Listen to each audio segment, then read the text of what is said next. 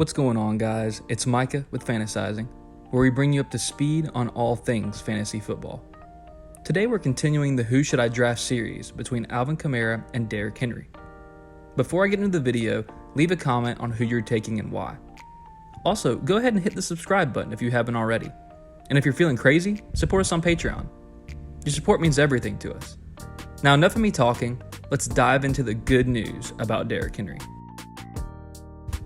Last season, Derrick Henry led the NFL in two huge stats, which were total carries with 303 attempts and rushing yards, as he was the only running back with over 1,500.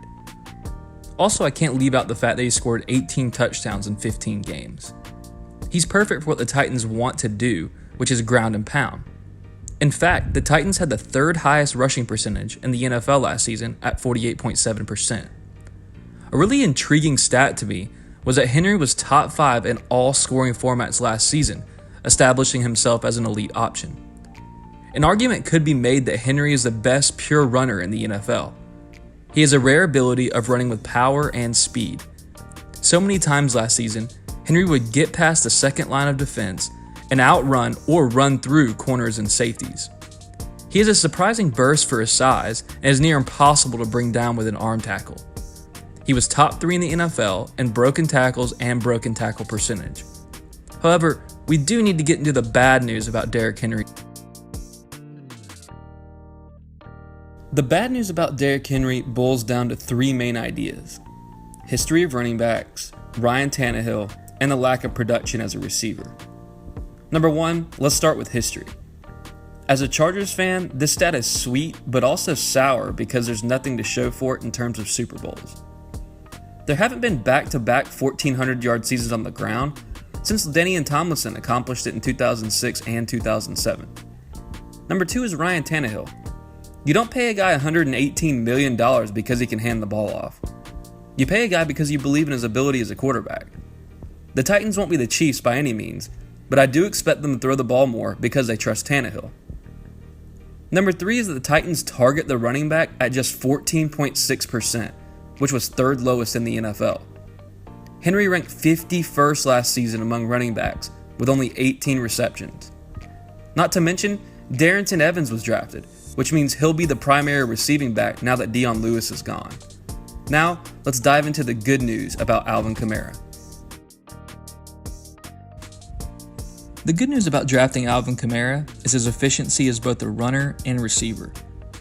Maybe one of the wildest stats in fantasy football is Kamara has caught approximately 81 balls in all 3 seasons. In drafting Kamara, you get an efficient runner as well as a guaranteed workload in the passing game. Expect anywhere from 700 to 900 yards on the ground and 81 receptions with another 500 to 800 yards in the air. What Kamara is doing is historic. Efficiency on the ground wise, he's averaging 5.1 yards a carry through 3 seasons, and through his first 2 seasons was top 10 all-time in yards per carry. Not to mention 3 years and 3 Pro Bowls. The Saints use him perfectly, and it helps having an offensive genius in Sean Payton. The Saints are tied for second in the NFL with target percentage among running backs at 28.6%. How can you blame the Saints though, when they have a Swiss Army knife in Alvin Kamara? He's elusive, has extremely impressive balance, and is light on his feet. Now, on to the bad news.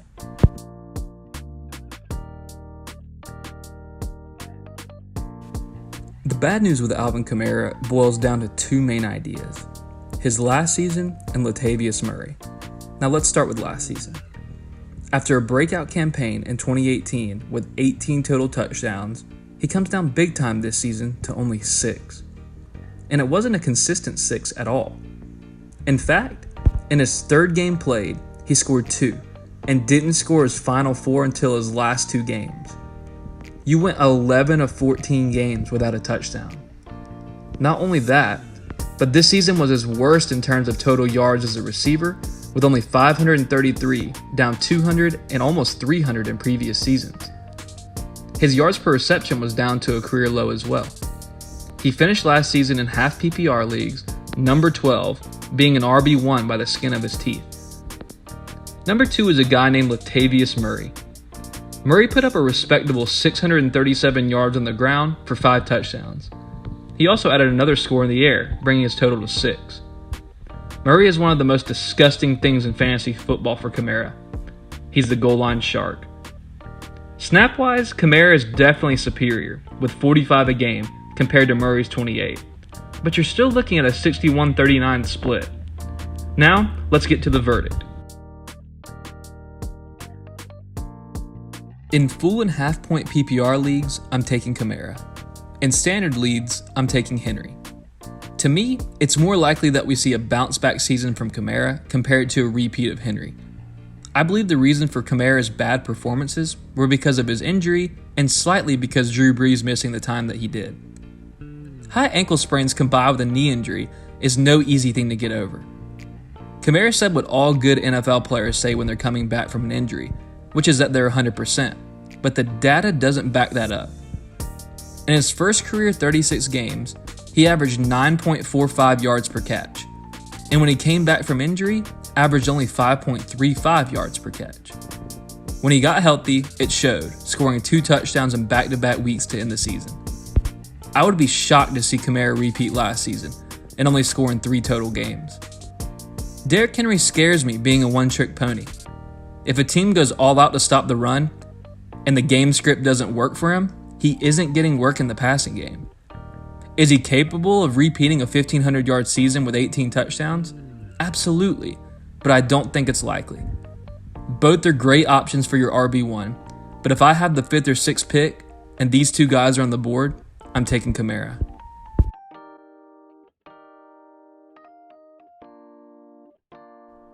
Hey guys, Alex here, editor-at-large at Fantasizing, where as you know, we talk all things fantasy football. Summer's just around the corner, and so is a lot of great content, like this video. So please, like, subscribe, hit the bell for notifications, follow us on social media, Instagram, Twitter, Facebook. You can find us, Fantasizing, all things fantasy football. If you really want to support us, check us out at patreon.com. That's patreon.com/fantasizingfootball. I'm also here to give you the news on what us other fantasy heads at Fantasizing thought. Should we take Kamara? Should we take Henry? Or rather, would we? So, Zach, Cody, and myself were all on Team Kamara. Unsurprisingly, Yoo-Hoo was on Team Henry. Now, this is not to say that we aren't Henry heads, but it is to say that we found Micah's arguments pretty convincing. Now, Yoo-Hoo has a history of being a little bit contrarian. He likes to run against the grain. He likes to be on the side of the little guy. And despite his incredibly large stature, Derrick Henry, in this situation, is the little guy. I don't know. Until next time.